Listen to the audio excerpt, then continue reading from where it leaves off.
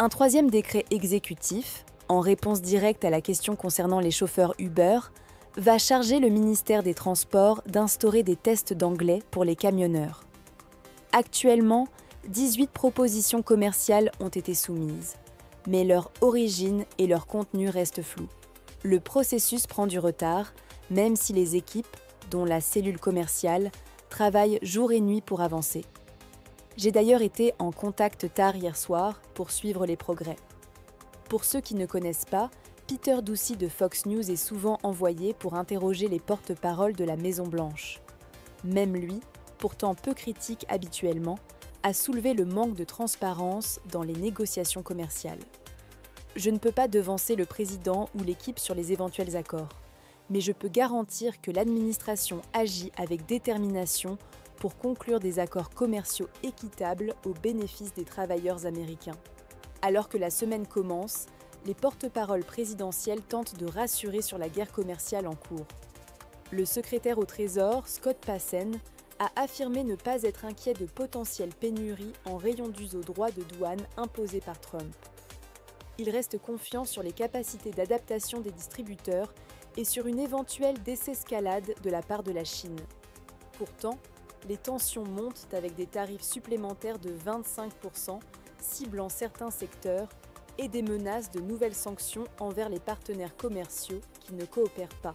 Quant aux promesses d'accords commerciaux, 90 en 90 jours, rien n'a été concrétisé.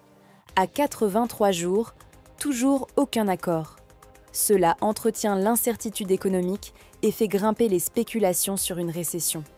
Un graphique montre 3 véritables récessions passées, et certains indicateurs suggèrent que nous pourrions nous en approcher à nouveau.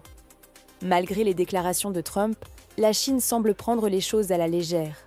Des responsables américains admettent ne pas avoir anticipé correctement la réponse chinoise. Trump pensait que la Chine céderait rapidement, mais ce n'est pas le cas. Parallèlement, la gestion d'informations sensibles a été critiquée.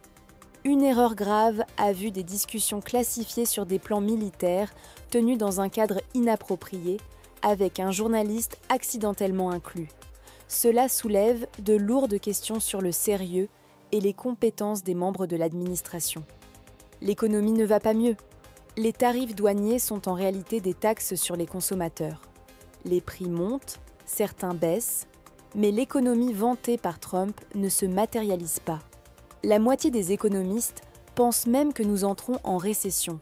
Les sondages sont mauvais pour Trump. Seulement 38% d'approbation sur les impôts, 33% sur l'inflation. Et cette baisse affecte tout le Parti républicain. Le score d'approbation de Trump parmi les indépendants est passé de -9 à -30 points entre octobre 2024 et aujourd'hui. Cela se reflète dans les intentions de vote. Les démocrates ont désormais 17 points d'avance dans les sondages, contre seulement 3 points en octobre. En bref, Trump tire les républicains vers le bas, notamment auprès des électeurs indépendants. Si cela continue, les républicains perdront la Chambre des représentants.